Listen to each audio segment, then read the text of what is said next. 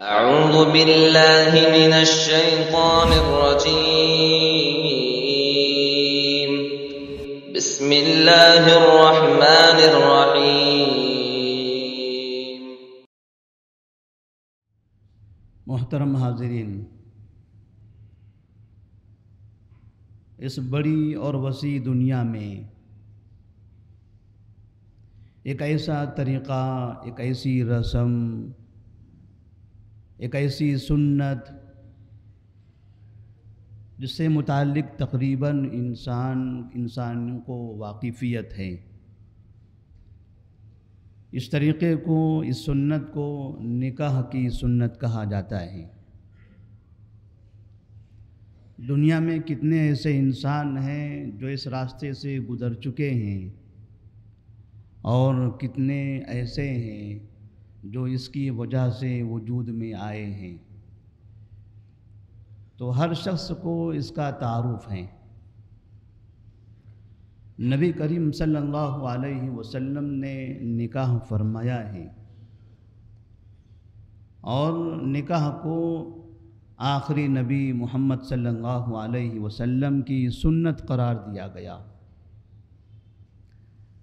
اس نکاح سے اس معاشرے کے اندر کی بہت سی برائیاں ختم ہوتی ہیں۔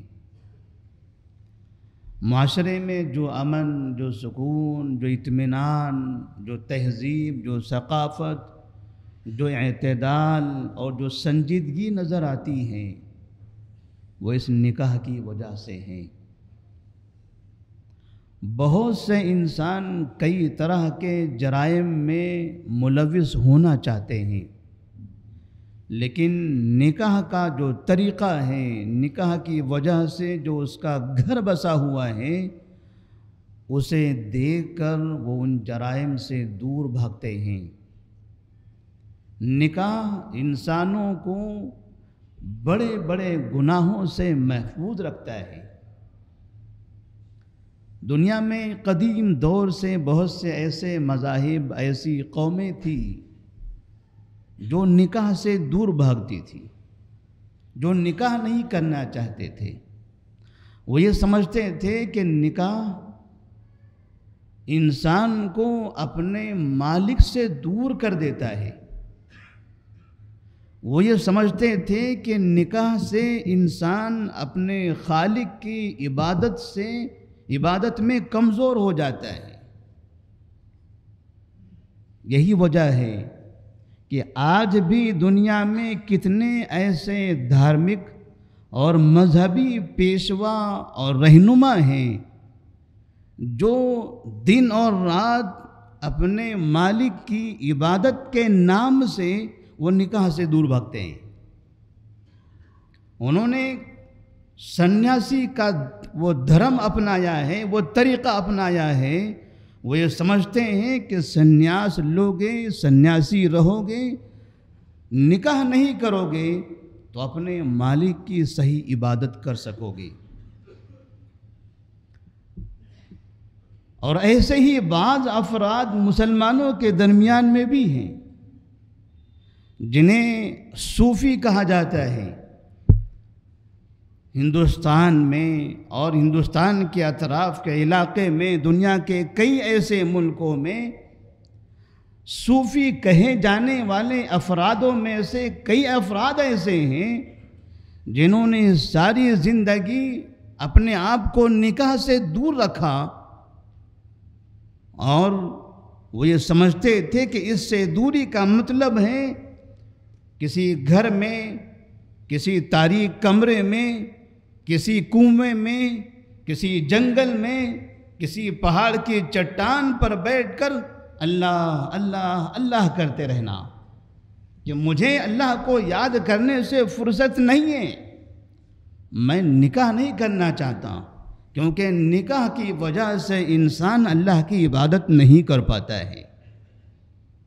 تو کئی ایسے افراد اس دنیا میں ایک عجیب و غریب قسم کی شکل بنا کر دنیا سے دور رہ کر وہ زندگی گزارنے لگے، اور انہوں نے یہ سمجھا کہ اس سے اللہ کو یاد کرنے میں آسانی ہوتی ہے۔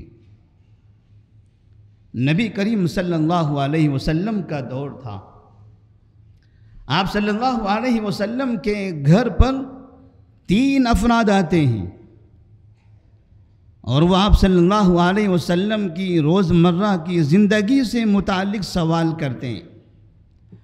انہیں ایسا لگتا ہے کہ نبی جن کے اللہ تبارک و تعالیٰ نے تمام گناہ معاف کر دیے، وہ اتنی عبادتیں اتنے کام کرتے ہیں، ہم تو گنہگار لوگ ہیں، ہمیں اور زیادہ کرنا چاہیے۔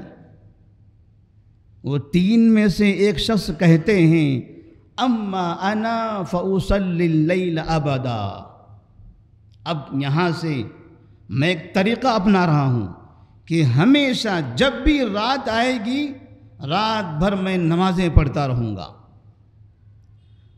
وقال الآخر اما انا فاصوم الدہر، دوسرے نے کہا جب بھی سورج طلوع ہوگا تو میں غروب تک روزے سے ہی رہوں گا، میں کبھی بغیر روزے کے زندگی نہیں گزاروں گا۔ وقال الآخر، اور تیسرے نے کہا اما انا فاعتزل النساء، میں ساری زندگی عورتوں سے دور رہوں گا اور بس اللہ اللہ کرتا رہوں گا، رب کی عبادت کرتا رہوں گا۔ تینوں نے یہ سمجھا کہ زیادہ عبادت کے لیے ہمیں یہ کام کرنے پڑیں گے۔ اگر اللہ کو زیادہ جاننا ہے، زیادہ پہچاننا ہے، زیادہ اس کی عبادت کرنی ہے، اس کا زیادہ ذکر کرنا ہے تو یہ طریقہ ہے۔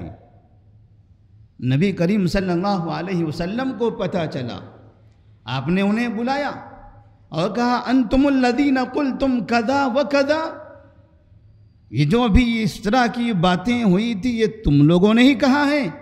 کہا ہاں۔ کہا سنو، اما انا فاخشاکم للہ واتقاکم لہ، میں تم سب کے مقابلے میں رب سے زیادہ ڈرنے والا ہوں، تم سب کے مقابلے میں زیادہ متقی اور پرہیزگار ہوں۔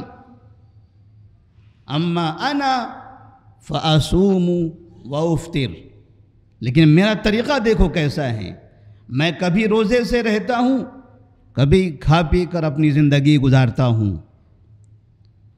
وَأُصَلِّي وَأَرْقُدْ، اور میں راتوں میں کبھی نمازیں بھی پڑھتا ہوں اور سوتا بھی ہوں، کچھ حصہ نمازیں پڑھتا ہوں، کچھ حصہ سو جاتا ہوں۔ وَأَتَزَوَّجُ النِّسَاءَ، اور میں عورتوں سے نکاح بھی کرتا ہوں۔ فَمَنْ رَغِبَ عَنْ سُنَّتِي فَلَيْسَ مِنِّي، جو میرے اس طریقے سے اعراض کرے گا وہ مجھ میں سے نہیں ہے۔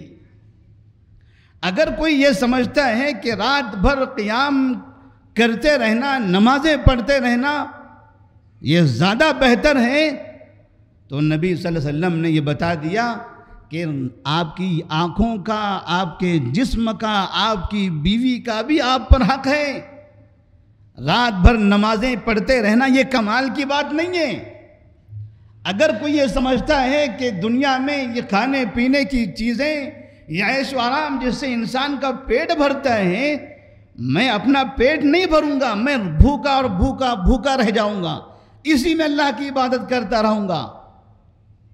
آپ صلی اللہ علیہ وسلم نے فرمایا یہ طریقہ بھی میرا نہیں ہے، آپ کو بھوکا بھی رہنا ہے اور اللہ کی دی ہوئی ان نعمتوں کا استعمال بھی کرتے رہنا ہے۔ وَأَتَزَوَّجُ النِّسَاءَ، اور کون کہتا ہے کہ عورتوں سے نکاح کرنے سے عبادتوں میں کمی واقع ہوتی ہے؟ میری 11 بیویاں ہیں، میں جنگ بھی کرتا ہوں، قوم کا سردار بھی ہوں، نگہبان بھی ہوں، مسجد کا امام و خطیب بھی ہوں، قوم کا مفتی بھی ہوں، پوری قوم کو سنبھالنے والا بھی ہوں، اور سب سے زیادہ اللہ کی عبادت کرنے والا بھی ہوں، جبکہ تم سب کے مقابلے میں میرے پاس بیویوں کی تعداد زیادہ ہے۔ کون کہتا ہے کہ یہ بیویوں کی وجہ سے، ان نکاح کی وجہ سے آدمی دنیا کے کام نہیں کر سکتا، قوم کے کام نہیں کر سکتا، دین کے کام نہیں کر سکتا، اللہ کی عبادت نہیں کر سکتا؟ جو یہ سمجھتا ہے وہ حقیقت میں دین کو پہچانتا ہی نہیں ہے۔ تو ہمارے معاشرے کے اندر ایسے افراد جو یہ سمجھتے ہیں کہ دنیا میں رہنا، یہ نکاح کرنا اور یہ کھانے پینے کی کو اہمیت دینا، یہ ہمارے دین کو کمزور کرنے کا ذریعہ ہے، وہ حقیقت میں دین کو سمجھنے والے لوگ نہیں ہیں۔ دنیا میں جو یہ رونق نظر آ رہی ہے، یہ محلے، یہ بلڈنگیں، یہ چہل پہل، یقین مانیے یہ سب نکاح کی بدولت ہے، یہ سب نکاح کی بدولت ہے۔ جو نکاح نہیں کرتے ہیں وہ اسٹیشنوں میں، وہ کہیں مزاروں میں، اور کہیں دھرمشالاؤں میں، کہیں بازاروں میں، کہیں جنگلوں میں، کہیں فٹ پاتھ پر، کہیں راستوں میں ایسی زندگی گزارتے ہیں، کیونکہ انہیں پتہ ہے کہ گھر بنانے کا کیا فائدہ، میرے بعد گھر میں کون رہنے والا ہے، میرا کوئی نہیں ہے، میرا کوئی نہیں ہے، میں کس کے لیے گھر بناؤں، کمانے کا کیا فائدہ، میں کس کے لیے کماؤں۔ یہ جو رونق نظر آ رہی ہے یہ سب نکاح کی بدولت ہیں۔ اور مسلمان یا دنیا میں جو انسان ترقی کرتا جا رہا ہے، جو تجارت کی جو رونقیں نظر آ رہی ہیں، یہ مال، یہ دولت، یہ زکوٰۃ، یہ خیرات، یہ لوگوں کا تعاون، یہ خیر کے کام جو نظر آتے ہیں، یہ سب نکاح کی بدولت ہیں۔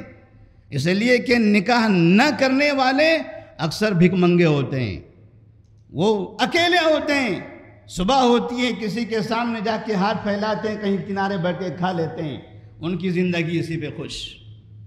یا تو کہیں جہاں سبیلیں لگتی ہیں، جہاں پر کھانا تقسیم ہوتا ہے وہاں پہنچ جاتے ہیں، تھوڑا سا کھانا لیتے ہیں، اپنا پیٹ بھرتے ہیں، آرام سے سو جاتے ہیں۔ انہیں تجارت کی فکر نہیں ہوتی، انہیں مال کمانے کی فکر نہیں ہوتی۔ جو نکاح کرتا ہے، جس کے پاس ذمہ داریاں ہوتی ہیں، جس کا اپنا گھر ہوتا ہے، جس کے کھانے والے کئی ہوتے ہیں، جن کو کھلانے کی ذمہ داری اس کے سر پر ہوتی ہے، وہ صبح نیند سے اپنی آنکھیں ملتے ہوئے باہر بھاگتا ہے۔ کہاں ہے اللہ کی روزی، کہاں تقسیم ہو رہی ہے، کہاں مل رہی ہے، کہاں نوکری ہے، کہاں تجارتیں ہیں۔ وہ ادھر ادھر بھاگتا ہے، محنتیں کرتا ہے اور پھر کماتا ہے، اور اس طرح سے پھر دیکھتے ہی دیکھتے انسان خوشحال بن جاتا ہے۔ وہ اپنے پیسوں سے اپنے کپڑے پہن رہا ہے، اپنے پیسوں سے اپنا پیٹ بھر رہا ہے، اپنے پیسوں سے اپنے بیوی بچوں کو کھلا رہا ہوتا ہے۔ اور جو ان ساری چیزوں سے دور رہتے ہیں، وہ اس کے بھیک میں دیے ہوئے کپڑے پہن کر اپنا وقت گزارا کرتا ہے۔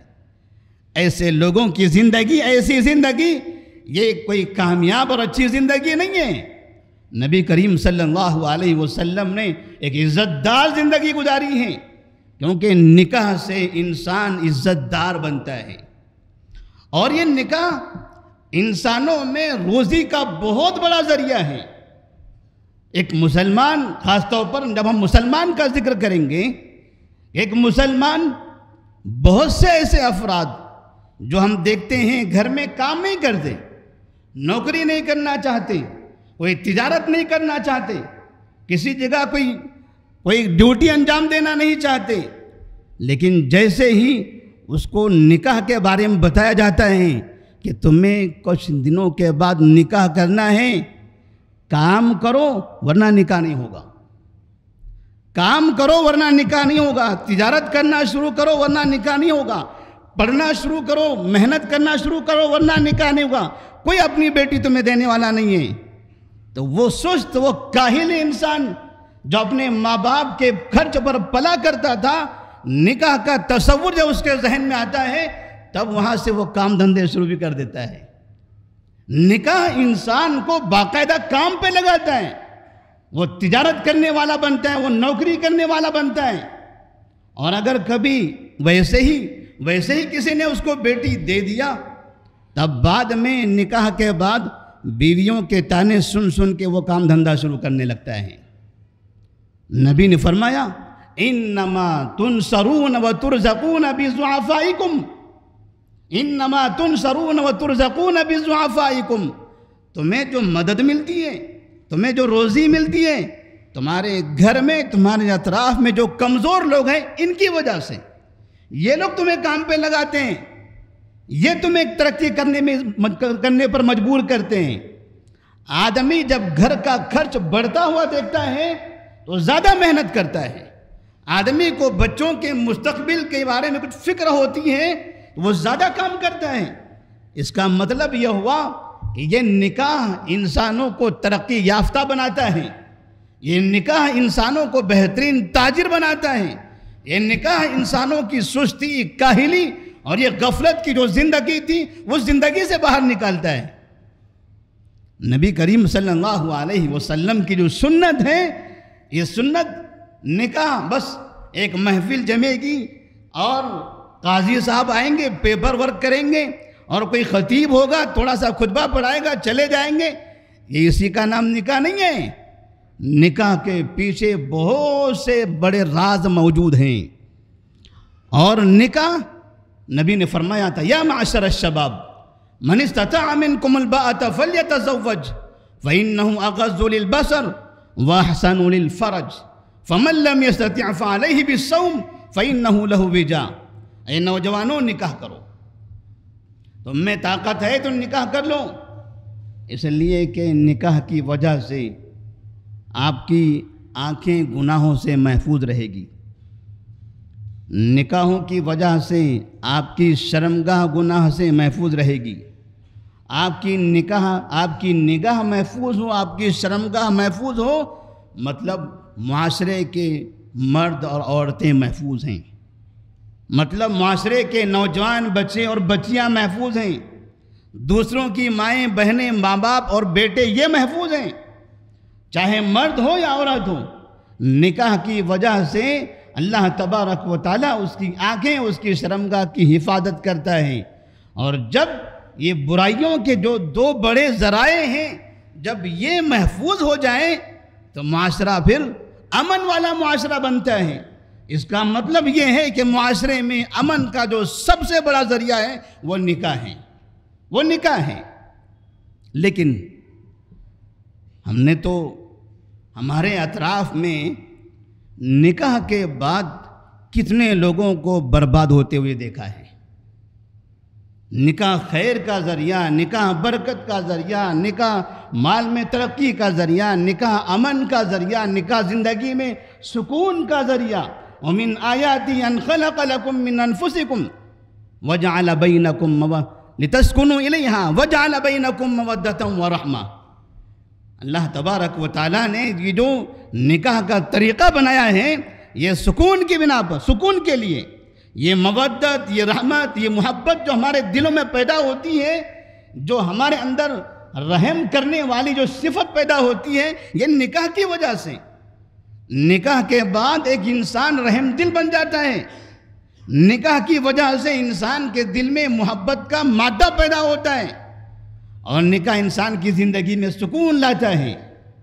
لیکن آخر کیا وجہ ہے کہ کتنے ایسے انسان ہیں کہ نکاح کرنے کے بعد ان کی زندگی برباد ہوتی ہوئی نظر آتی ہے، ان کی زندگی کا سکون ختم ہو جاتا ہے۔ نکاح کے بعد سے ان کے گھروں میں اختلاف، لڑائی اور جھگڑے شروع ہو جاتے ہیں۔ نکاح کے بعد جو انہوں نے کبھی پولیس اور کورٹ کی طرف گئے بھی نہیں تھے زندگی میں، نکاح کے بعد کبھی اس کے گھر پولیس پہنچ رہی ہیں تو کبھی اس کو عدالت میں حاضر ہونا پڑ رہا ہے۔ ذلت اور ذلت۔ نکاح کے بعد کتنے لوگوں کی زندگی ذلیل اور رسوا بن کر چلے گئی۔ آخر یہ نکاح کے بعد جہاں سکون ہوتا ہے، جہاں اطمینان ہوتا ہے، مودت و رحمت ہوتی ہے، اسی نکاح کے بعد یہ زندگیاں تباہ کیسے ہو رہی ہیں؟ ہم نے کئی لوگوں کو اجڑتے ہوئے دیکھا ہے، کئی گھروں کی دیواریں منہدم ہو گئی نکاح کی وجہ سے، کئی بچے اپنے ماں باپ کے نافرمان ہو گئے نکاح کی وجہ سے، کئی مردوں نے اپنی بیویوں کا قتل کیا ہے نکاح کے بعد، اور کئی بیویاں، کئی عورتیں ایسی ہیں جس گھر میں جاتی ہیں اس خاندان کو اجاڑ کر رکھ دیتی ہیں۔ یہ نکاح کے بعد ہوتا ہے۔ نکاح کے بعد بعض جگہوں پر یہ شکلیں بھی ہیں، اور پھر وہ طلاق، وہ خلا، وہ لڑائی، وہ جھگڑے، وہ پولیس کیس، جو ہمارے قریب میں اطراف میں ہم نظر دوڑائیں تو ہمیں یہ چیزیں بھی نظر آنے والی ہیں۔ آخر اس کی وجہ کیا ہے؟ جب اللہ تبارک و تعالیٰ نے نکاح میں اتنی برکت رکھی، نبی صلی اللہ علیہ وسلم نے نکاح کو اپنی سنت بتایا، ایک کامیاب زندگی بتایا، پھر یہی نکاح ہمارے لیے درد سر کیسے ہو گیا؟ یہی نکاح سے ایک بچہ اپنے ماں باپ کا نافرمان کیسے ہونے لگا؟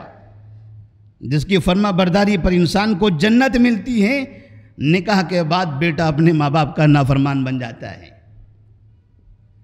یہ سمجھ میں آتا ہے کہ لوگوں نے یہ سمجھا ہے کہ نکاح سنت ہے، نکاح سنت ہے۔ جب کسی مسجد میں مجلس میں کھڑے ہوں اور وہاں میں نے قبول کیا یہ کہہ کر وہ مہر دے دینا اور اس دستخط کر دینا، لوگوں نے سمجھا ہے کہ یہ سنت ہے۔ بس سنت اسی کو کہتے ہیں، لیکن اس سے پہلے اور اس کے بعد جو حرام کام کیے جاتے ہیں، نکاح مسنون نکاح سے پہلے جو حرام کاموں کا ارتکاب ہوتا ہے اور مسنون نکاح کی مجلس کے بعد جو حرام کام کیے جاتے ہیں، یہ حقیقت میں اس سنت والی زندگی کو برباد والی زندگی بنا دیتے ہیں۔ اللہ تبارک و تعالیٰ نے فرمایا تھا الرجال قوامون علی النساء بما فضل اللہ بعضهم علی بعض وبما انفقوا من اموالهم فالصالحات قانتات حافظات للغیب بما حفظ اللہ واللاتی تخافون نشوزهن فعظوهن واہجروهن فی المضاجع واضربوهن فإن أطعنكم فلا تبغوا علیہن سبیلا۔ ایک بہترین طریقہ، بہترین پیغام اللہ تبارک و تعالیٰ نے دیا ہے۔ ہم نے عنوان بنایا تھا کہ شادی شدہ زندگی میں کامیاب، شادی شدہ زندگی کو خوشگوار کیسے ہو، کیسے بنائیں، یہ ہمارے آج خطبے کا عنوان تھا کہ شادی شدہ زندگی کو خوشگوار کیسے بنایا جا سکتا ہے۔ تو اس کی کوئی لمبی فہرست نہیں ہے۔ شادی شدہ زندگی کو خوشگوار بنانے کے لیے کوئی بڑی لسٹ سامنے رکھنے کی ضرورت نہیں ہے۔ اللہ تبارک و تعالیٰ نے چند جملوں میں، چند نکات میں ہم نے وہ تعلیم دے دی ہے۔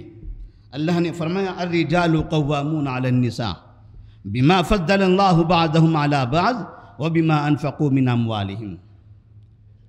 جس گھر میں نکاح کے بعد اس گھر کا مالک، اس گھر کا ذمہ دار، اس گھر کا حاکم یہ مرد ہو، وہ گھر اکثر محفوظ ہوتا ہے۔ اس کے برعکس جس گھر میں نکاح کے بعد عورت مالکن بن جائے، عورت حاکمہ بن جائے، تو وہ گھر اکثر بربادی ہوتا ہے۔ اور نبی نے فرمایا لن یفلح قوم ولوا امرهم امرأة، وہ قوم کبھی بھی کامیاب نہیں ہو سکتی جس نے کسی عورت کو حاکم بنا دیا ہو، عورت کو ذمہ دار بنا دیا ہو۔ اسی لیے ہم دیکھتے ہیں جس گھر میں عورتوں کی چلتی ہے اس گھر کا مرد انتہائی ناچار اور بیکار اور بے یار و مددگار ہو جاتا ہے۔ آدمی کی کوئی سنتا نہیں، اس کی عزت ہوتی نہیں، اور جب آدمی کی عزت نہ ہو، آدمی کی بات نہ سنی جائے، تو وہ آدمی سرکشی پر اتر آتا ہے، وہ مار توڑ پر اور دوسرے غلط اقدام اٹھانے پر مجبور ہو جاتا ہے۔ عورتیں جس گھر میں مالک بنتی ہیں، اس گھر میں وہ عورتیں ان کے بچوں کو شوہروں کا باغی بنا دیتی ہیں، اور جب اولاد اپنے ماں باپ کا باغی ہو تو یہ باپ کبھی ایسی اولاد کو برداشت نہیں کرتا۔ اسی لیے نکاح کے بعد کی بہترین زندگی کا ایک بہترین نسخہ یہ ہے کہ مرد اب گھر کا حاکم ہونا چاہیے، گھر کا مالک مرد ہونا چاہیے۔ جس گھر میں عورتیں حاکم بنی ہوئی ہیں وہ گھر اکثر برباد ہو رہے ہیں، چاہے وہ بڑے لوگ ہوں، چھوٹے لوگ ہوں، مالدار لوگ ہوں۔ کتنے مالداروں کو ہم نے دیکھا ہے کہ جب انہوں نے سب کچھ کا مالک عورتوں کو بنا دیا، پتہ چلا عورت مالدار ہو گئی اور اس کا شوہر غریب اور فقیر ادھر ادھر بھٹکتا پھر رہا ہے۔ ساری زندگی محنت کرنے کے باوجود بھی اس کے ہاتھ میں کچھ نہیں ہے۔ وہ کہتا ہے سارا کچھ میرے بیوی کے ہاتھ میں ہے، میرے بچوں کے ہاتھ میں ہے، میں نے زندگی بھر میں نے کمایا، گھر میں نے بنایا، پیسہ میں نے جمع کیا، دکانیں میں نے لگائی، نوکریاں میں نے لگائی، لیکن آج میرے پاس کچھ بھی نہیں ہے، کیونکہ اس نے سب کچھ اپنی بیوی کے ہاتھوں میں دے رکھا۔ اور جہاں گھروں میں عورتیں مالک ہوتی ہیں، وہاں زیادہ تر ان کے شوہر ان کے ماں باپ کے نافرمان بھی ہو جاتے ہیں۔ اللہ تبارک و تعالیٰ نے اسے لکھا الرجال قوامون علی النساء بما فضل اللہ بعضهم علی بعض وبما انفقوا من اموالهم۔ جب اللہ نے مرد کو حاکم بتایا ہے تو مرد ہی حاکم ہونا چاہیے۔ کیوں؟ اس لیے کہ نبی کریم صلی اللہ علیہ وسلم نے عورتوں سے کہا کہ وہ مرد کی اطاعت کرے، عورتوں سے کہا کہ وہ مرد کی اطاعت کرے۔ حاکم کی اطاعت کی جاتی ہے، اگر مرد عورت کی اطاعت کرنے لگ جائے تو وہاں معاملہ خراب ہونے لگتا ہے۔ اور نبی صلی اللہ علیہ وسلم فرماتے ہیں اذا صلت المرأة خمسها وصامت شهرها وحفظت فرجها واطاعت بعلها قیل لها ادخل الجنة من ای ابواب الجنة شئت۔ جب عورت 5 وقت کی نماز پڑھے، رمضان کا روزہ رکھے، اپنی شرمگاہ کی حفاظت کرے اور اپنے شوہر کی اطاعت اور فرما برداری کرے تو اسے کہا جائے گا ادخل الجنۃ من ای ابواب الجنۃ شئت۔ جنت کے کئی دروازے کھلے ہوئے ہیں، جاؤ جس گیٹ سے جس دروازے جانا چاہو داخل ہو جاؤ۔ جب عورت شوہر کی فرما بردار ہوتی ہے تو اس کے لیے جنت کے دروازے کھولے جاتے ہیں۔ جب عورت دنیا میں شوہر کی حاکم بنتی ہے تو شوہر کے لیے گھر کا دروازہ بند ہوتا ہے اور اس بیوی کے لیے جنت کا دروازہ بند ہوتا ہے۔ اس بیوی کے لیے جنت کا دروازہ بند ہوتا ہے، کیونکہ جب عورت حاکم ہوگی معاملہ گھر کے حالات سب تباہ ہو جائیں گے۔ اسی طرح سے ہماری تمہید میں ہی جمعہ کا جو وقت ہوتا ہے وہ ختم ہو گیا۔ جو باتیں ہم بتانا چاہتے تھے، ایک آخری بات کہ بہت سے گھر جو تباہ ہو رہے ہیں شادی کے بعد، خوشگوار زندگی اگر کسی کو گزارنا ہے نکاح کے بعد تو یاد رکھیے ان کے ماں باپ کا بھی اچھا ہونا بہت ضروری ہے۔ ان کے ماں باپ کا اچھے اخلاق والے ہونا بہت ضروری ہے۔ میاں بیوی کی زندگی میں ماں باپ کا بہت بڑا کردار ہوتا ہے۔ کئی گھر، بلکہ یہ کہا جائے کہ 50% سے زیادہ گھر جو اجڑ رہے ہیں اس کے سبب ماں باپ ہوتے ہیں، اس کے سبب ماں باپ ہوتے ہیں۔ یہ ماں باپ اپنے بیٹے اور بہو یا اپنی بیٹی اور داماد ان کے گھروں کو اجاڑنے کے ذمہ دار بنے ہوئے ہیں۔ اور اللہ تبارک و تعالیٰ نے قرآن مجید میں ان ماں باپ کے بارے میں کہا کہ وَإِنْ خِفْتُمْ شِقَاقَ بَيْنِهِمَا فَابْعَثُوا حَكَمًا مِّنْ أَهْلِهِ وَحَكَمًا مِّنْ أَهْلِهَا إِنْ يُرِيدَا إِصْلَاحًا يُوَفِّقِ اللَّهُ بَيْنَهُمَا۔ کہ اگر کبھی میاں بیوی میں اختلاف ہو جائے، بیٹے میں اور بہو میں، بیٹی میں اور داماد میں کسی وجہ سے اختلاف ہو جائے، انبن ہو جائے، تو ایسی صورت میں یہ بیٹے کے ماں باپ اور یہ بیٹی کے ماں باپ، یہ دونوں کو اپنا ایک فریق بننے کی ضرورت نہیں ہے۔ ورنہ ہوتا یہ ہے کہ بیٹے کے ماں باپ بیٹے کی طرف سے ہو جاتے ہیں اور بہو کے ماں باپ بہو کی طرف سے ہو جاتے ہیں، یا بیٹی کے ماں باپ بیٹی کی طرف سے، داماد کے ماں باپ داماد کی طرف سے ہو جاتے ہیں، اور یہ 2 لوگوں کا اختلاف اب یہ 4 لوگوں میں تبدیل ہو جاتا ہے۔ اور جب یہ چھوٹے لوگوں کا جھگڑا جب بڑوں میں پھیلتا ہے تو پھر وہ جھگڑا جلدی ختم ہوتا نہیں ہے، اور ان بڑوں کے جھگڑے کی بنا پر یہ چھوٹے معصوموں کی زندگیاں اجڑ جاتی ہیں۔ اس لیے اللہ نے فرمایا کہ جب ان دونوں میں اختلاف آپ کو نظر آئے تو ایسی صورت میں دونوں کے ماں باپ کی ذمہ داری ہوتی ہے کہ وہ بزرگ ہیں، انہیں انصاف کرنا پڑے گا، انہیں اپنے بچوں کے مستقبل پر نظر رکھنا پڑے گا، ان کی زندگی کو خوشگوار بنانے کے لیے محنت کرنا پڑے گا۔ اور اس کے لیے کرنا کیا ہے؟ کوئی بہت بڑا کمال نہیں کرنا ہے، اس کے لیے اچھی گفتگو، سامنے والوں کو سمجھانا، حالات کو سمجھنا، اور یہ موجودہ حالات کو دیکھ کر انہیں مستقبل کے بارے میں بتانا، کیونکہ یہ انسان وہ ساری زندگی سے گزر چکا ہے، 20 30 40 50 60 70 سال کی زندگی اس راستے پر یہ جا چکا ہے، اسے پتہ ہے دنیا میں کیا کیا ہوتا ہے۔